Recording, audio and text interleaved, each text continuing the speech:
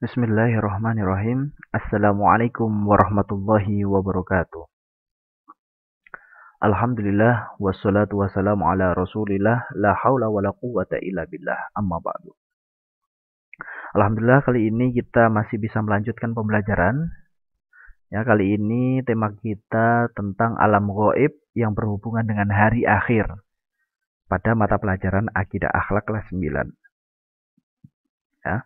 Kalau sebelumnya kita sudah mempelajari tentang hari akhir, kali ini kita membahas alam gaibnya, namun tetap berhubungan dengan hari akhir. Baik, langsung saja. Sebelum kita mengawali pembelajaran seperti biasa, kita berdoa dulu. Semoga apa yang kita pelajari mendapatkan keberkahan dari Allah Subhanahu wa taala.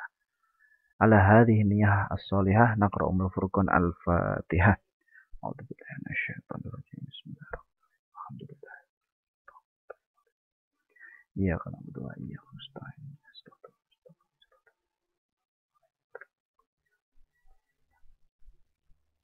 Amin.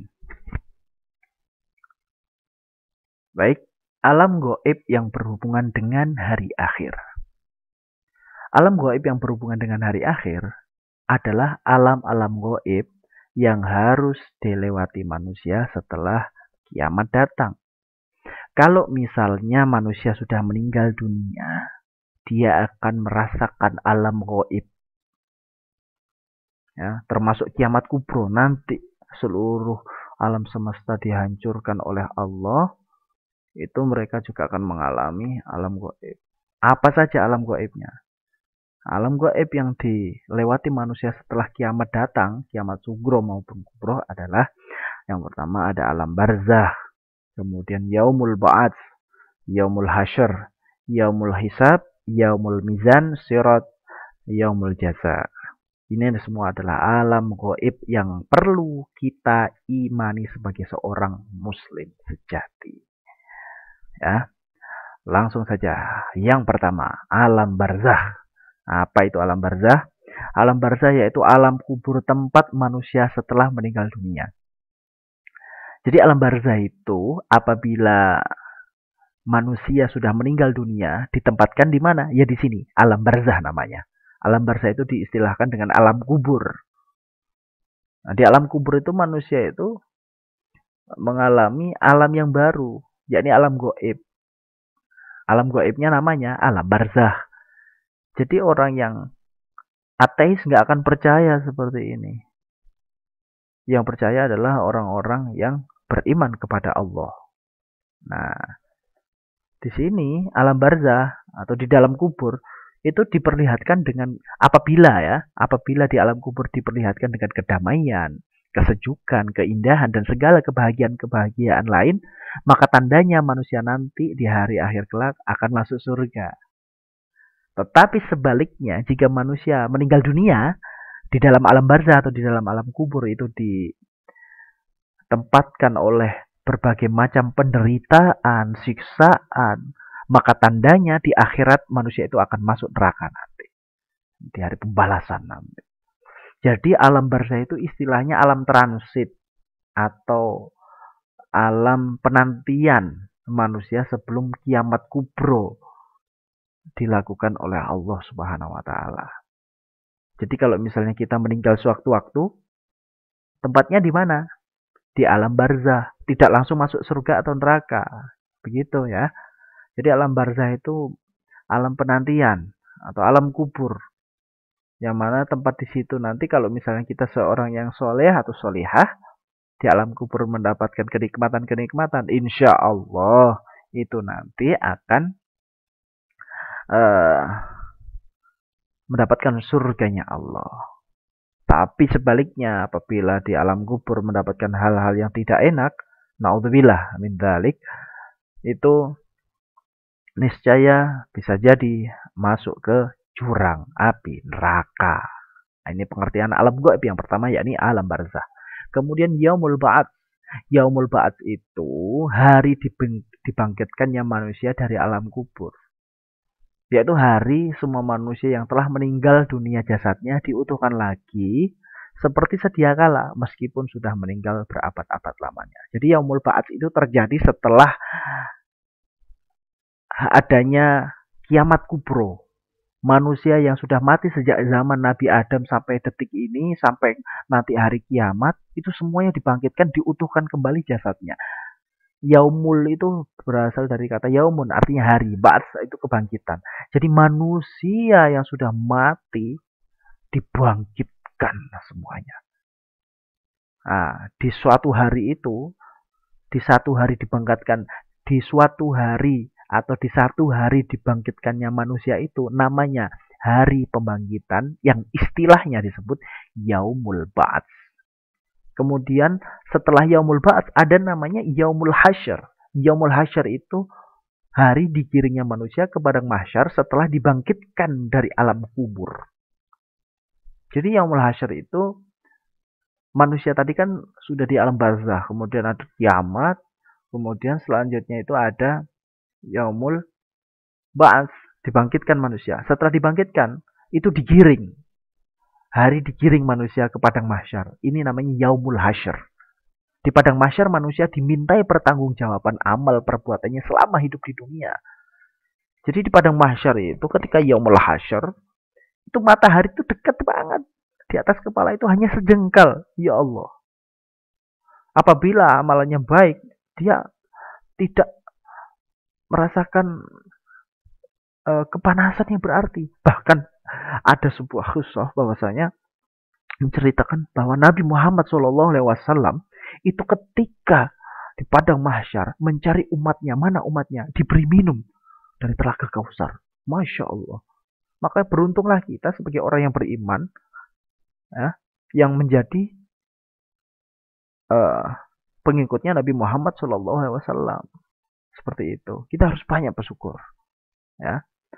Kemudian malaikat pencatat perbuatan manusia akan menunjukkan kepada masing-masing orang atas izin Allah. Jadi manusia itu pada hakikatnya punya amalan baik dan amalan buruk dan dicatat oleh manusia. Dicatat oleh malaikat maksudnya. Dan setiap manusia punya malaikat sendiri-sendiri yang punya bagian mencatat amalnya. Apabila amalnya baik dicatat baik, apabila buruk buruk. Nggak ada satu amalan pun yang terlepas dari catatan dan pantauan malaikat. Nah, seperti itu. Kemudian tidak ada catatan yang salah. Nah, itu yang seperti yang saya sampaikan tadi. Yaumul Hasyr, hari digiring kepada mahsyar.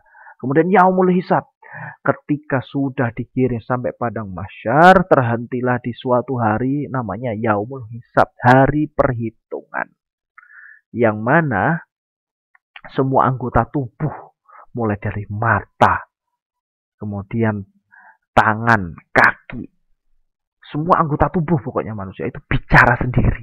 Menyampaikan aku di dunia itu digunakan maksiat. Aku digunakan seperti ini. Naudzubillah. Mari kita jaga pandangan kita, tangan kita, hati kita, ya, kaki kita.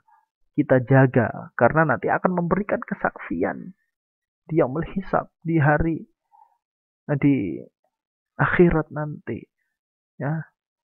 Insya Allah kita semua tergolong orang-orang yang senantiasa mendapatkan petunjuk dari Allah dan mendapatkan syafaat Rasulullah Muhammad Sallallahu Alaihi Wasallam. Amin. Ini namanya umul hisab. Jadi hari diperhitungkan, hari kesaksian di mana anggota tubuh mengungkapkan seperti ini. Saya di dunia melakukan seperti ini. Mulut dibungkam, tapi yang lain bisa berbicara. Jari-jari pun bisa berbicara nanti. Ya. Kemudian setelah dihitung itu ada namanya yaumul mizan, hari di mana ditimbang. Apabila orang itu dikasih catatan amalnya dengan tangan kiri, otomatis amalan buruknya lebih berat. Ya, kalau di tangan kanan amalan baiknya bisa jadi lebih berat. Akhirnya di yaumul mizan itu ditimbang semua catatan amalnya, mana yang lebih berat. Ya kan? Apakah amalan baik atau amalan buruknya semasa di dunia. Dan yang terakhir ada yaumul jaza. Ya. Yaumul jaza itu setelah melewati sirat. Sirat ini tidak dimasukkan ya. Nah, sirat itu jembatan siratul mustaqim ya. Yang mana di siratul mustaqim ini apabila dia tergolong orang-orang yang selamat, dia tidak terpleset di Siratul Mustaqim. Yang mana Siratul Mustaqim itu sehelai rambut yang dibagi 7, tipis sekali. Ada yang bisa melewati Siratul Mustaqim dengan terbang, ada yang tertatih-tatih berdarah-darah, ada yang nyemplung baru satu langkah sudah nyemplung. Ada yang selamat jalannya lari cepat cepat kilat, macam-macam. Dan di Yaumul Jaza, hari pembalasan, itu finishnya. Ada surga dan ada neraka.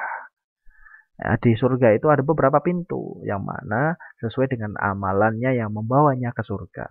Apabila dia berbakti kepada orang tuanya, berarti ada pintu khusus anak yang berbakti. Apabila dia masuk surga karena dia itu ahli sedekah, ada pintu surga yang tergolong orang-orang yang sedekah.